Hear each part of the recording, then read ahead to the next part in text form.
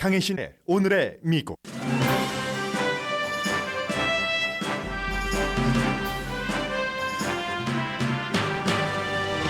(3년) 만에 처음 세계 지도자들이 뉴욕에 모여 오늘 유엔 총회에 참석하고 있습니다. 미국 대통령이 내일 연설할 예정이기 때문에 오늘 가장 주목받은 사람은 유엔 사무총장입니다. 안토니오 구테레스 사무총장은 우크라이나 전쟁이 많은 이슈를 가리고 있다고 상기시켰습니다. 우크라이나 이외에는 기후변화, 식품 안전망 등이 또 전쟁 등이 주요 이슈고 약소국 국민들의 고통을 해결하기 위한 논의도 있을 예정입니다. 윤석열 대통령은 오늘 연설할 예정입니다. 바이든 대통령이 팬데믹이 끝났다고 선언하자 공화당이 끝나기는 뭐가 끝나 하면서 강하게 비난합니다. 공화당뿐 아니라 앤토니 파우치 박사도 아직은 미국은 끝에 도달하지 않았다고 반응했습니다. 트럼프 전 대통령의 변호팀이 특별감찰관의 요청을 거부했습니다. 동시에 트럼프 전 대통령은 음모론자들과 잡은 손에 힘을 주고 있습니다. 텍사스주 쉐리프가 플로리다 주지사가 주도한 난민 신청자 이송에 대해서 형사조사를 시작했습니다. 1999년 한인 여자친구를 살해한 혐의로 종신형을 선고받고 23년 복역 중이던 남자가 석방됐습니다. 팟캐스트 시리즈로 시작된 놀라운 반전입니다. 러시아 미사일이 우크라이나 핵 발전 시설을 공격했습니다. 퇴각하던 러시아지만 여전히 위협이라는 걸 보여줍니다. 크렘린이 지지하는 우크라이나 분리주의자들이 러시아에 합류하는 투표를 이번 주말에 할 예정입니다. 여러분 안녕하십니까? 오늘의 미국 강혜신입니다. 오늘부터 엿새 동안 그러니까 토요일까지 유엔 총회가 열립니다. 이번이 77회입니다. 75회 때 2020년 팬데믹이 일어났고 그때 이제 역사상 처음으로 유엔 창립, 75년 역사상 처음으로 화상으로 인터넷으로 세계 지도자들이 만났습니다. 그리고 이제 지난해에는 화상과 아니면 뭐 미리 녹음된 연설 이런 것들로 했고 말씀드린 것처럼 3년 만에 처음으로 세계 지도자들이 만납니다. 유엔 총회라는 것이 사실은 뉴스로 들으면 너무나 재미가 없고 너무나 먼 곳에 있는 것인데 이번에 이제 또 윤석열 대통령이 취임하고 몇 개월 만에 참석하는 가장 큰 국제적인 무대이기도 하고 또 미국이나 한국 모든 나라를 포함을 해서 세계의 중요한 이슈인 우크라이나 전쟁 때문에도 유엔 총회가 중요하고 유엔 총회가 열리는 여러 가지 프로그램이라든가 스케줄 이런 것들을 보면은 지금 여러분과 제가 살고 있는 2022년 세계사 그 자체입니다. 그래서 맨 앞에 전해드립니다. 올해는 33명의 세계 지도자, 그러니까 바이든 대통령, 윤석열 대통령을 포함해서 세계 지도자들이 33명이 모인다는 것이고 또 나라의 입장이라든가 여러 가지 전략적인 그 결정에 따라서 대통령이나 최고의 정치적인 지도자인 총리가 아닌 다른 그 다음에 뭐 내각 장관을 보내는 그런 국가들도 있습니다. 그리고 올해는 이제 팬데믹이 시작되고 처음 있는 만남이지만 역시 뭐 지난 닷새 동안에 아프지 않으셨습니까? 양성입니까? 이런 거 물어봐서 뭐 양성 반응을 받았다던가 당연히 아프다던가 하면은 집에 계십시오 하는 통보를 받게 됩니다. 물 좀 마시겠습니다. 추우면은 항상 기침 나요. 이벤트가 20개 미만으로 줄어들었고 당연히 무슨 뭐 기후변화, 식량 문제, 교육, 팬데믹 이런 것들이 들어가지만 우크라이나가 이제 제일 중심이라는 것은 뒤에 다시 한번 살짝 말씀을 드리겠고요. 각 나라 지도자들이 15분 동안 연설을 하게 돼 있습니다. 그런데 15분 넘기는 경우가 많죠. 특히 이제 미국 대통령의 경우는 트럼프 전 대통령도 그랬었고 15분을 넘기는 경우도 굉장히 많고 세계의 지도자들이 미국의 그 지도자야 당연히 미국 지도자가 얘기하니까 세계의 방향에 대해서 무슨 얘기를 하는가 들어보자 하고 듣겠지만 다른 나라의 지도자들은 가장 많은 국가들이 유엔 그 멤버국이 193개국이잖아요.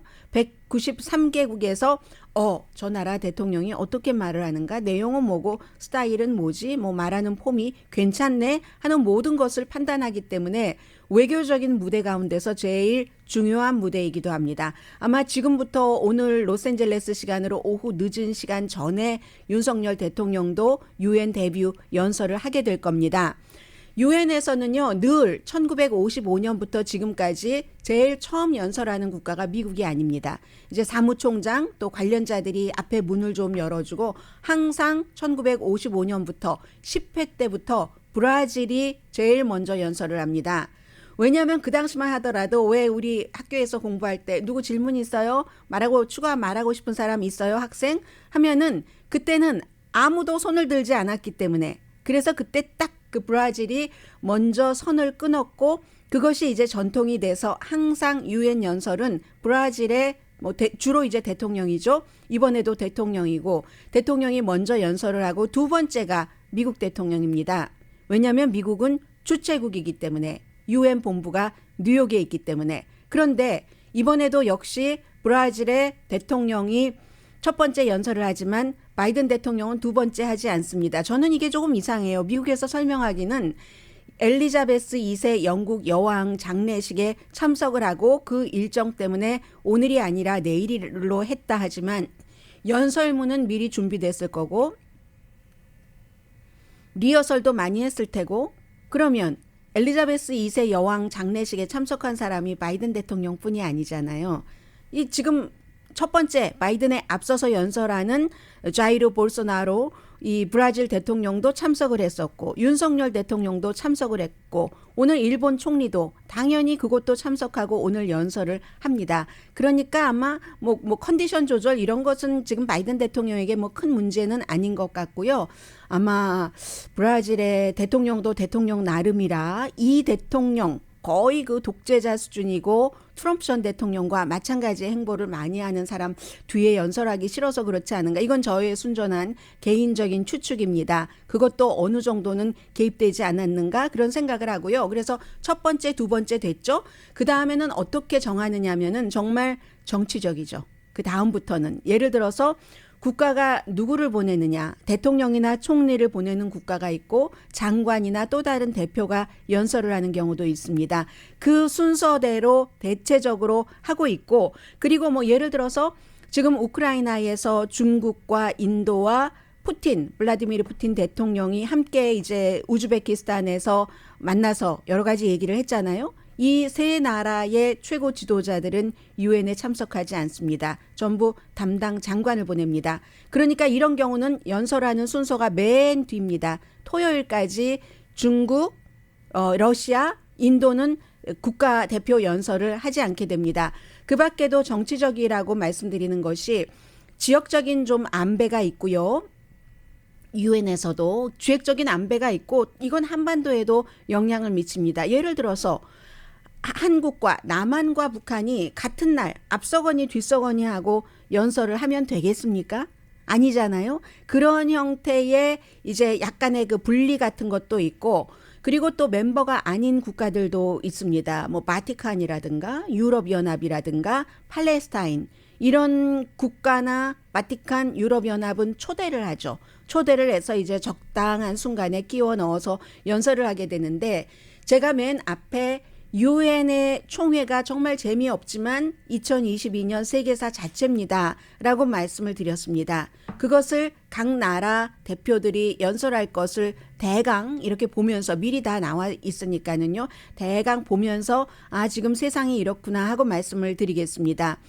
사무총장은 연설했어요. 그런데 아직까지는 저는 못 봤거든요. 이 브라질의 대통령은 연설하는 것을 못 봤는데, 브라질이 지금 자이르 볼소나로 대통령이 선거가 2주일이 채 남지 않았습니다.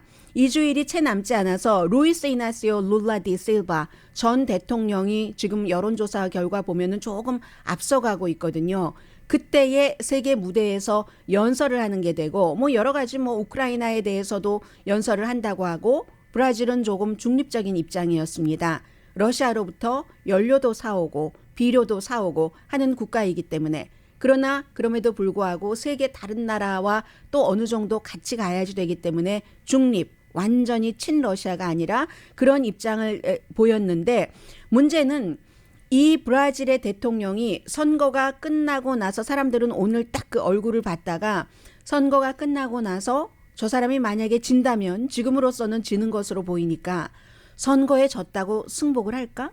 왜냐하면 트럼프 전 대통령이 지금까지 그러지 않고 있기 때문에. 그리고 이 사람도 트럼프 전 대통령과 마찬가지로 코비드는 감기지 뭐야 마스크 쓰면 막 그냥 억압을 하고 이런 일들을 보였었기 때문에 연설문 자체 나온 것 보면은 뭐 자유와 민주주의에 대해서 얘기를 한다고 하고 하지만 이 그 볼소나로 대통령도 트럼프 전 대통령과 마찬가지로 꼭 연설문 그대로 연설하지 않습니다. 그래서 무슨 말을 할지 그리고 유엔 총회에서 연설하고 간 다음에 선거에 대한 그의 반응 같은 것을 사람들이 신경을 써서 볼 테고요. 그리고 칠레의 젊은 대통령이 있죠. 36살인가요? 86년 2월생이니까 가브리엘 그 보리콘트 세계 무대에서 데뷔하는 거죠. 그 다음에는 이제 우크라이나 쪽을 보면은 임마누엘 마크롱 프랑스 대통령 어제 장례식에 갔지만 오늘 오후에 연설을 하고 터키의 리셉 타입 에르도안 대통령도 어제 장례식에 갔었고 오늘 연설을 합니다. 이 에르도안 대통령은 우크라이나와 러시아 사이에서 이 전쟁에서 중재자의 역할을 하고 있기 때문에 중요하고 임마누엘 마크롱 대통령은 처음에는 푸틴 쪽에 약간 기울었습니다. 그러나 지금은 좀 입장이 달라졌죠. 올라프 슐츠 독일 총리도 마찬가지입니다.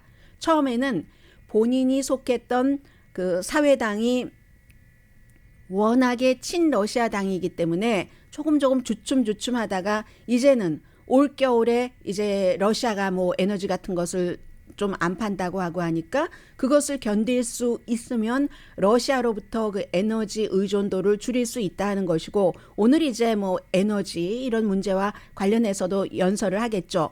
그 다음에는 이제 중동으로 가면은 마흐무드 아바스 팔레스타인 대통령이 유엔 멤버국이 아닙니다.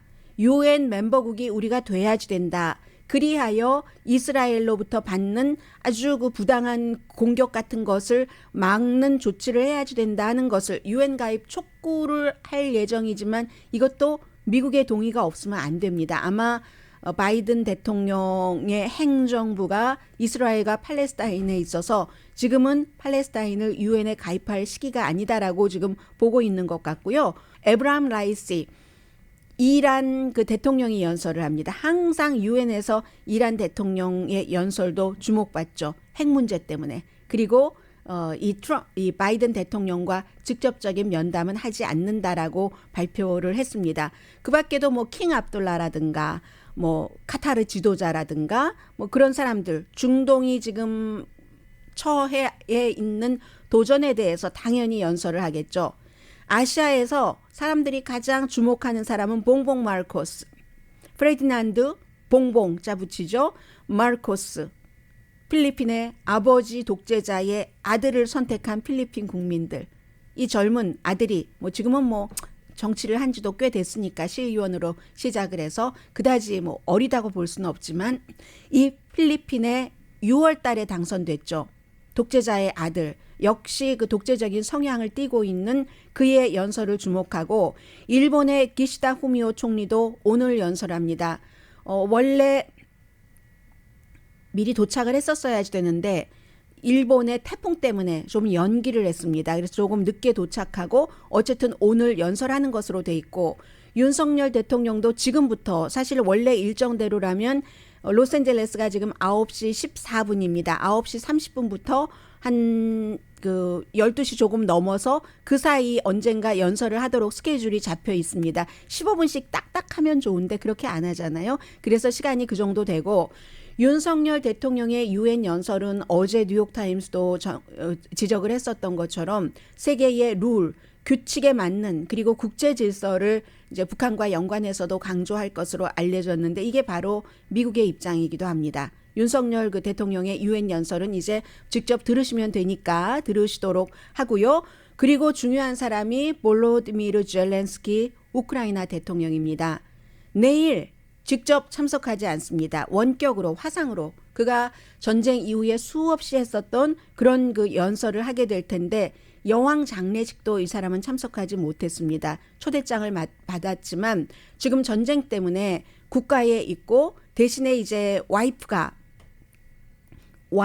혼자, 다른 사람들은 다 그 대통령과 배우자가 두 사람이 함께 엘리자베스 여왕 장례식에 참석을 했는데 혼자 간 사람들은 이렇게 젤렌스키 대통령의 와이프 혼자 가는 그 대통령 없이 대통령의 배우자가 갔었고 요 장례식에도 참석하지 못했던 것처럼 유엔도 직접 와서 연설하지 않습니다.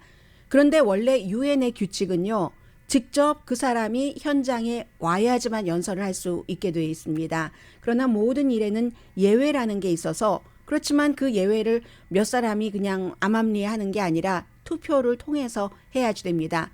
이 투표가 통과됐지만 젤렌스키는 지금 뭐 전쟁 중이니까 그곳에서 연설을 해라. 통과됐지만 통과하지 못하도록 하려고 러시아가 엄청나게 뭐 공격하고 로비했지만 결국 젤렌스키 대통령은 그곳에서 아마 어제 블라디미르 푸틴이 우크라이나의 핵발전소 거의 가까이 뭐 300야드 조금 그 전에 그 폭격을 했다고 하니까 그런 얘기를 하겠죠. 그래서 이제 이 우크라이나 대통령의 연설이 굉장히 중요하고요.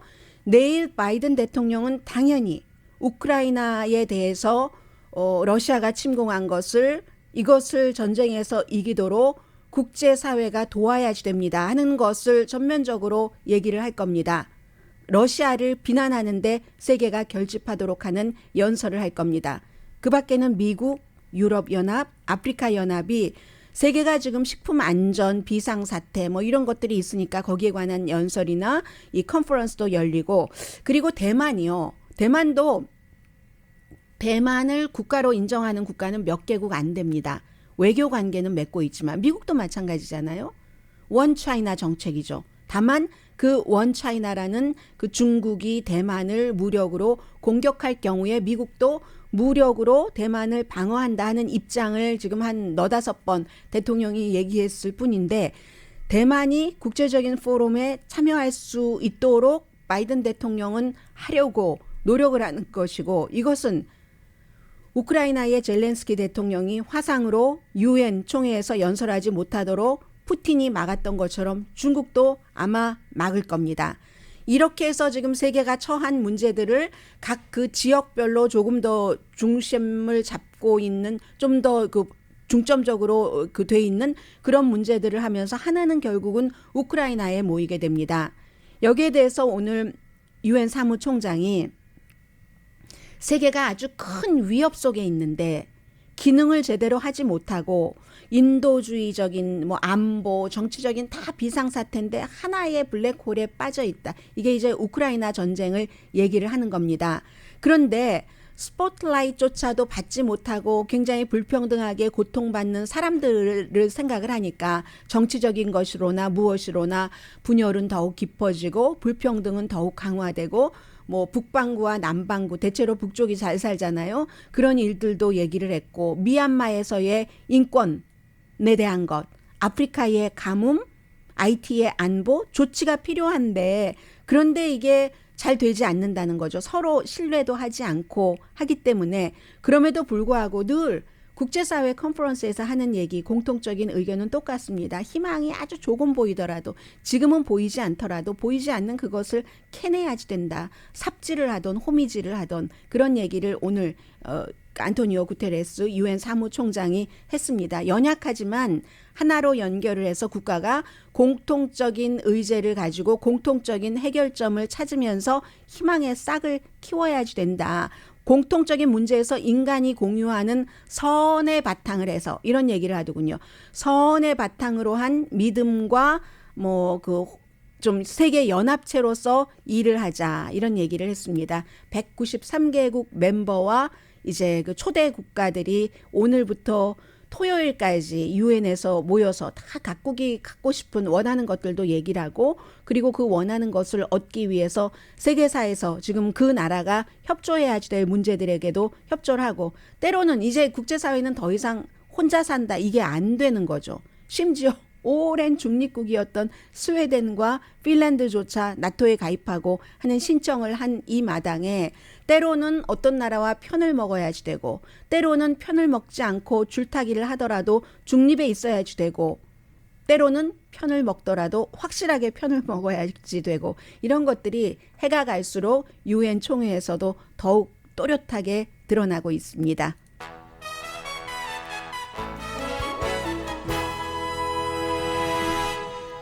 네, 오늘 뭐 공화당뿐만이 아니라 미국 신문, 진보적인 신문 사설에서도 바이든 대통령이 뭐 팬데믹 끝났다 하는 것에는 반기를 드는 사람들이 굉장히 많고요.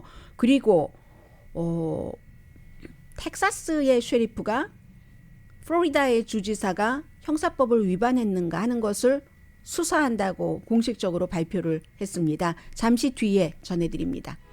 라디오 서울 방송 오늘의 미국 듣고 계십니다. 오늘 로스앤젤레스 타임즈 보니까 이 바이든 대통령이 60미닛과 인터뷰에서 아직도 이 코비드 19이 우리와 함께 있고 해야지 될 일이 많지만 전염병, 대규모 전염병 팬데믹은 끝났다라고 선언을 했죠. 그것은 아니다라고 제목 자체가 No, Mr. President, Pandemic isn't over라고 사설에서 썼습니다. 워싱턴 포스트의 사설도 거의 비슷한데 결국은 우선은 일주일에 아직도 400명 조금 넘게 숨지고 하루예요.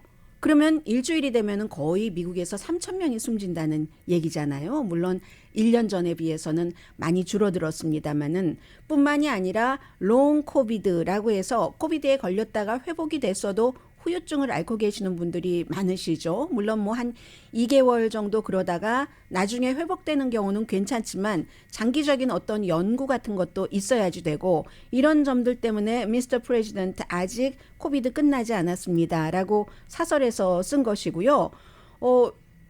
공화당이 그러니까 엄청나게 비난을 했습니다. 이 내용을 가지고 공화당뿐이 아니라 앤토니 파우치 국립보건소의 전염병 연구소의 소장이고 또 이 바이든 대통령의 트럼프 행정부에서도 그랬고 이 코비드 19의 총 책임을 맡았던 앤토니 파우치 박사도 아직 우린 거기에 도달하지 않았습니다. 끝이라고 선언할 만한 지점에 미국은 있지 않습니다. 지금부터도 어떻게 대응을 하고 어떻게 대비할지가 우리에게 달렸습니다.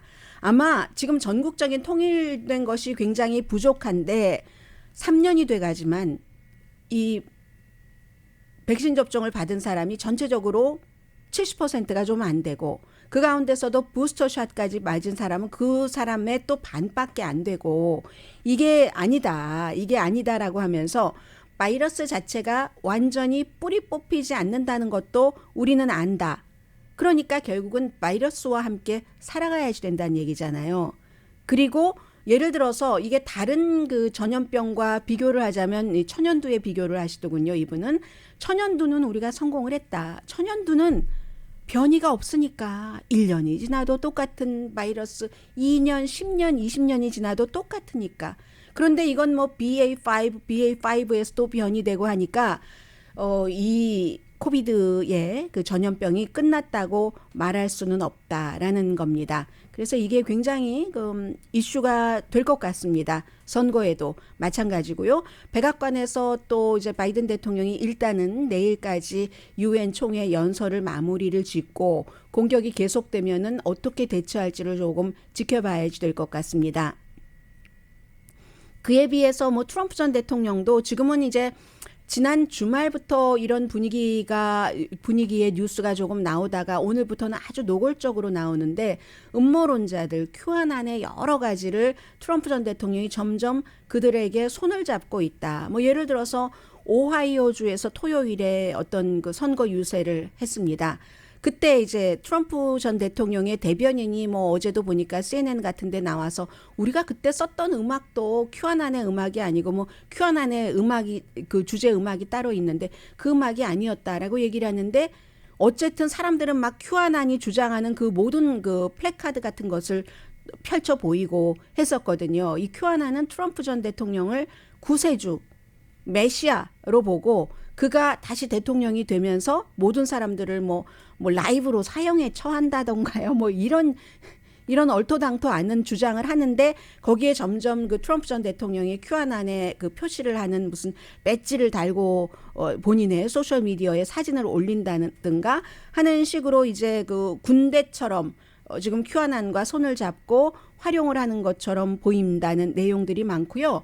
그리고 이제 그 트럼프 전 대통령의 이 그 압수수색에 대해서는 전 대통령 측에서 요청을 해서 특별감찰관이 선정이 됐죠. 법원에 의해서 판사가 그렇게 임명을 했는데 그랬더니 이 특별감찰관이 트럼프 전 대통령 측에 이게 만약에 기밀, 초특급 기밀이 많은데 그런 것이 기밀이 해제가 됐다면 어떻게 도대체 해제가 된 것인지 그걸 좀 설명을 해라 라고 요청을 했더니 거기에 대해서 거부합니다. 뭐 이런저런 이유를 들어서 거부를 하고요. 최근에 보면은 트럼프 전 대통령이 이제 몇 개월 동안에 본인의 집에서 어떠한 그 미팅, 사교적인 그런 미팅을 많이 그 나와서 거의 밤 9시 30분이 되면은 테라스가 됐던 실내가 됐던 나와서 디스코장 분위기로 만든대요. 음악을 누가 이제 이렇게 노트북을 가져다 주면 음악을 선곡을 해서 본인이 먼저 DJ를 한답니다.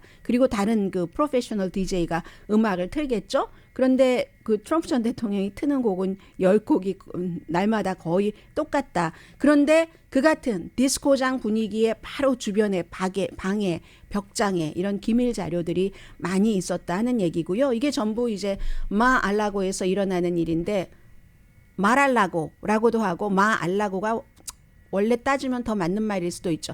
말알라고는 그냥 이어서 영어식으로 부른 거고 마알라고는 마가 그 스페니쉬로 see 보는 거고 아는 to 그 라고는 레이크에서 그 레이크를 바라보다 하니까는 비치프론트 그 집이니까 그렇게 얘기를 하겠죠. 이 모든 것들이 어쨌든 마알라고가 됐건 말알라고가 됐건 그곳에서 지금 트럼프 전 대통령은 그렇게 하고 있고 밖에 나오면 음모론자들과 손을 잡고 있고 자, 또 하나는 이게 제일 중요한데요. 텍사스주의 백살 카운티라는 곳의 셰리프인 하비에르 살리자르가 형사조사를 시작을 했습니다.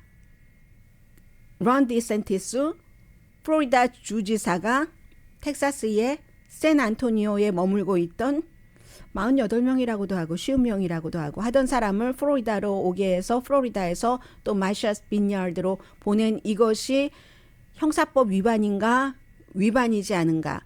법 위반은 본인이 그 열린 마음으로 수사를 하겠다고 했고요. 그러나 이제 이 사람은 이건 너무나 비인간적이다. 어려운 시기를 겪는 사람들이 미국의 그 사람들은 합법적으로 머물고 있는 것이라는 것을 강조합니다.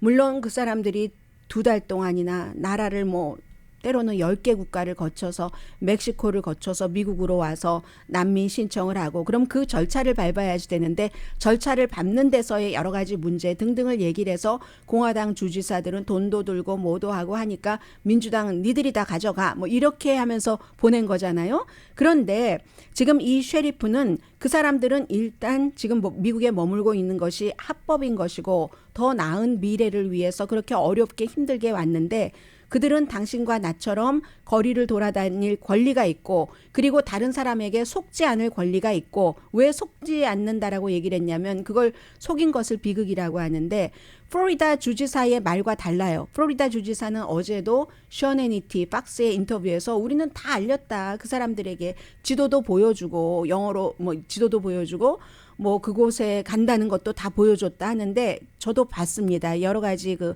브로셔 같은 거죠. 브로셔 같은 것을 봤더니 셰리프가 보기에는 이거는 밀수꾼과 밀매꾼과 별로 다르지 않다. 왜냐하면 거기에 설령 이 사람들은 합법적으로 미국에 있는데 불법 이민자라도 피해자가 되지 않을 권리는 있는데 거기에 보면은 뭐 가면은 정말로 그 집도 주고 8개월 동안 여러 가지 무상 원조도 하고 캐시도 주고 한다는 것이 써 있다는 겁니다. 그런데 그 사람들이 마셔스 비냐드라는 계절적인 일이 다 끝난 그곳에 도착을 했을 때 누가 돈을 주고 누가 8개월 동안 그 사람들에게 경제적인 지원을 하고 그랬습니까? 지금 성공의 교회에서 그분들을 거두고 있잖아요. 고등학생들이 언어 자원봉사를 하고 있고 그렇기 때문에 이런 것이 중요하게 봐야지 되는 거죠. 반쪽의 진실을 가지고 얘기를 하는 겁니다. 물론 브로셔가 있었어요. 브로셔를 그 사람들에게 보여줬는데 그 브로셔 안에 써 있는 것은 집도 주고 캐시도 주고 일자리도 준다. 여러 베네핏이 8개월 동안 이어진다. 이렇게 썼으니까 이것은 브로셔를 보여줬다는 것 자체는 사실이지만 그 내용은 형식은 사실이지만 내용은 사실이 아니잖아요. 그리고 실제로 가면서 마셔스 빈야드로 간다는 얘기도 해주질 않았고 그랬기 때문에 수사한다는 얘기고 그리고 이 셰리프는 제가 찾아봤더니 민주당입니다. 항상 이제 그러면은 또 저 민주당이니까 그렇지라고 얘기를 하니까 이제 미리 말씀을 드리는 거고요. 민주당이고 법을 어겼는지에 대해서 열린 마음으로 조사를 하겠으며 백악관과 연락해보지 않았지만 백악관이 나에게 연락해준다면은 환영한다. 이 케이스는 우리 텍사스 이 지역의 셰리프가 관할할 것이 아니라 결국은 연방 문제로 넘어가야지 된다. 왜냐하면 이민법이기 때문에 그렇죠. 그러면서 제보도 당부를 했습니다. 아무튼 그러니까 팍스의 션 해니티 프로그램을 보신 분들은 아니 플로리다 주지사가 그거 다 맞게 했다는데 왜 그래 하는데 또 이 셰리프의 말을 들어보고 실제로 브로셔를 보면은 거기에 그렇게 써 있었고 써 있는 대로 되지 않았으니까 사람을 이용해서 그렇다. 더군다나 이제 이 셰리프의 주장에 샌 앤토니오 그쪽 그 베네수엘라의 사람들이 처음에 있었던 대주교는 동의를 하는 것 같습니다. 구스타포 가르시아 셀레 대주교가 두 사람이 다 카톨릭 신자거든요. 플로리다의 주지사와 텍사스의 주지사가 카톨릭 신자로서 이거는 카톨릭 신자로서 주지사로서 주 정부의 지원으로 인신매매하는 것과 무엇이 다른 사람을 속여서 어느 곳으로 보내니까 이건 신도 모독하고 사회도 파괴하고 자신들의 이익을 위해서 개인이 개인의 이익을 위해서 얼마나 비천한가 인간이 그런 것을 보여준다. 그래서 이제 버스 태워서 보내거나 비행기 태워서 보낸 이런 전술을 인신매매다라고 얘기를 하고 있습니다. 도움이 필요한 사람에게 도움 없이 그들을 좌초시키는 것은 그 모든 행동은 인간의 존엄성 아주 최말종이다. 뭐 물건처럼 취급하고 있으니까 이게 샌 안토니오 대주교의 얘기입니다. 자, 잠시 뒤에 하나의 이제 새로운 일이기도 하고 한인이 관련된 일이기도 하고 보도해 드립니다.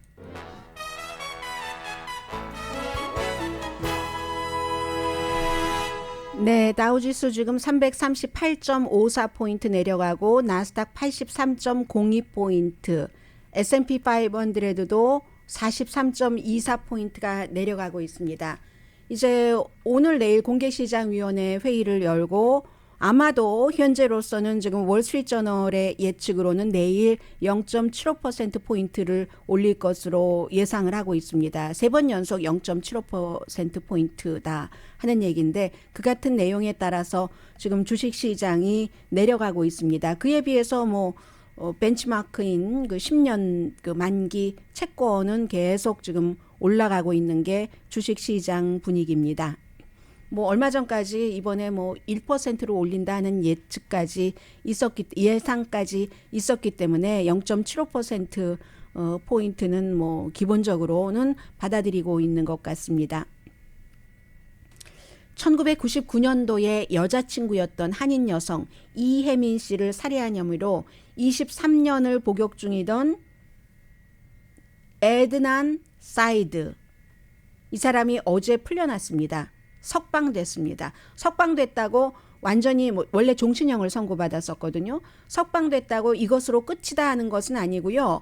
왜 이렇게 석방되게 됐냐면 우선 그 당시에 사건을 얘기를 하면 1999년이니까 지금 이 사람이 41살이니까 17살 때 종신형을 선고를 받았습니다. 하이스쿨 걸프렌드였는데 이혜민 씨가 목 졸라서 살해한 혐의였습니다. 그리고는 이제 공원에 묻었다고 하고 당시에 증인들도 있었고 볼티모어의 카운티 파크에서 불에 태워진 채 묻혔다 하고, 그런데 이제 당시에 여자친구하고 사귀다가 또 헤어졌다, 사귀다가 헤어졌다를 하는 그 과정에서 이 한인 여자친구가 다른 남자와 사귀었기 때문에 살해했다라고 이제 그 검찰 측에서 주장을 했습니다. 그리고 그때의 그 증인과 함께 참고로 했었던 것이 1999년인데 휴대폰 위치 추적 데이터였었거든요. 그런데 지금 이 사람은 41살이 됐지만 17살 유죄 판결을 받을 그때부터 지금까지 한 번도 본인이 그 유죄라고 인정한 적이 없습니다. 계속 무죄라고 주장을 했었고, 이러한 그 무죄 주장에 대해서 검찰 측이 이 그 복역자와 같이, 복역자의 변호팀과 같이 이렇게 수사한 결과 유죄 판결을 그 당시에 내렸던 것에 신뢰를 할 수가 없다라는 그런 합의를 했습니다.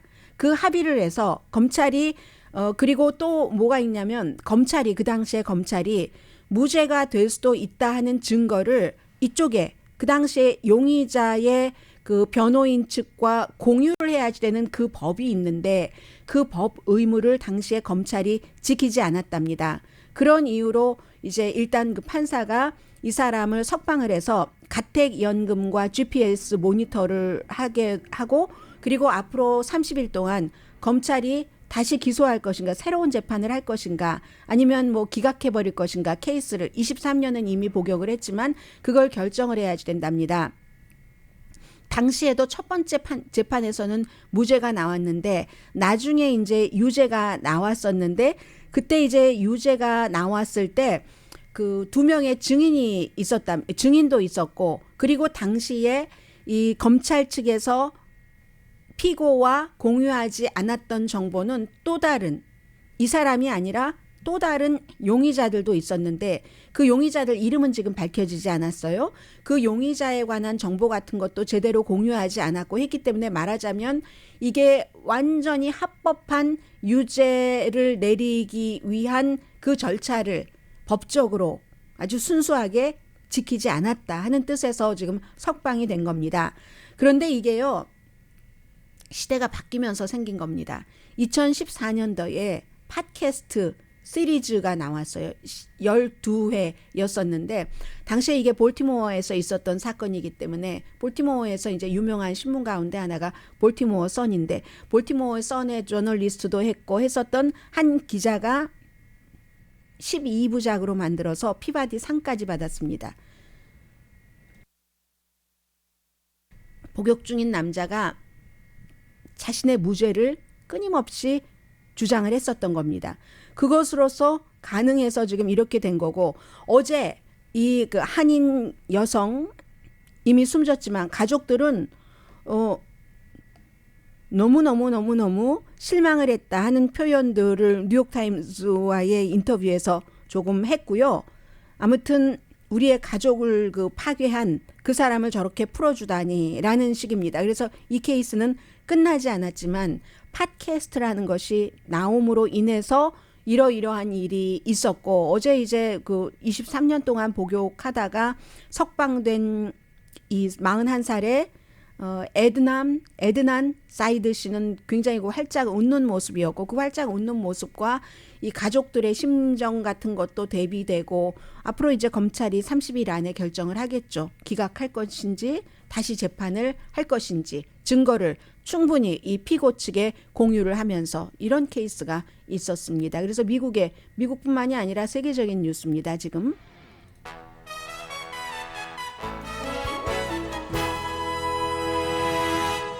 네, 지금 유엔 총회 보니까 역시 우크라이나와 기후 변화가 가장 그 중요한 양대 산맥 의제 77회 유엔 총회에 그렇게 돼 있고요. 러시아 미사일이 우크라이나 핵 발전 시설을 공격했는데 사우스 우크라이나 뉴클리어 파워 플랜트 발전소 이름이 그렇습니다. 두 번째로 큰 발전소고, 세계의 원자로에서 328야드 떨어진 곳에 미사일을 발사해서 구멍의 깊이가 7피트, 넓이가 13피트라고 합니다. 다친 사람은 없고 발전소도 정상으로 가동을 하는데 이게 위험한 거죠. 지금 러시아가 기간 산업에 대한 공격을 조금 줄인다고 했다가 다시 시작을 하는 건데 이건 핵발전소잖아요.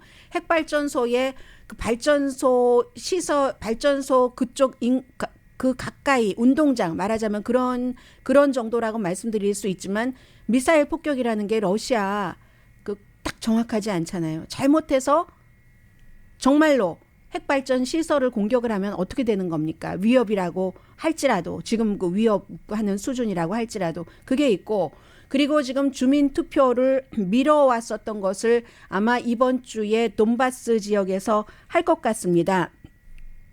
돈바스 지역의 그 두 군데 도네츠크하고 르한스크 그 두 군데가 워낙에 러시아어를 쓰는 사람이 우크라이나어를 쓰는 사람보다 훨씬 많고요. 한 70% 정도는 될걸요. 그리고 러시아 사람들도 굉장히 많고 그러니까 그곳에 이제 그 분리주의자들이 많이 와서 활동을 하고 살고 있었고 했었는데 지금 약간 미뤘다가 이번 주 토요일 정도에 주민 투표를 해서 예를 들어 크림반도처럼 우리는 러시아에 조인하는 거야. 우리의 국가는 우크라이나가 아니야 라고 할 수도 있잖아요. 그런 것들. 그러니까 이 러시아가 여러 가지로 보면은 지금 역전을 당해서 군인들이 모든 것 다 버리고 뭐 러시아가 버리고 간 무기, 탱크 이런 것들이 또 우크라이나 것이 되는 것 아니겠어요? 그렇지만 저렇게 핵발전 시설을 공격한다던가 아니면 주민투표로 이렇게 할 수 있는 그런 정도의 러시아의 위험성은 지금까지 있는 거고요.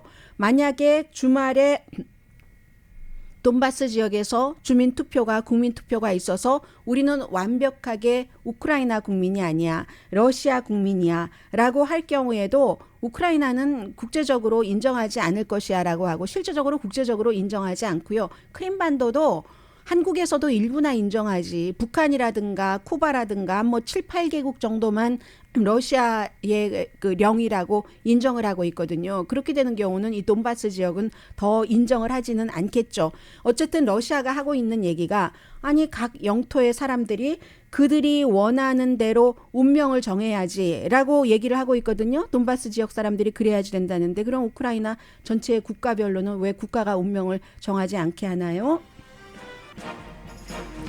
엘리자베스 2세 여왕에 관한 여러 가지 그 뒷얘기들은 굉장히 많습니다. 그 가운데서 해리 그 왕자가 대중에게 발표하기 5분 전에 알았다는 것 아니겠어요? 할머니가 돌아가실 것이다 하는 거 좀 늦게 알려줬다는 얘기죠. 그렇게 볼 때는 그런 일들도 있고 그 밖에 많은 얘기들이 있고요. 이제는 이제 그 조문은 끝났고 찰스 3세 왕의 시대가 오는 거고 그리고 또 많은 얘기가 있는데 샌드라 오도 갔습니다. 장례식에. 왜 갔냐면 이 캐나다의 국가 원수가 엘리자베스 2세 여왕이었는데 엘리자베스 2세 여왕이 문화적인 곳에 주는 어떤 상을 받았기 때문에 갔었어요. 강희신이었습니다.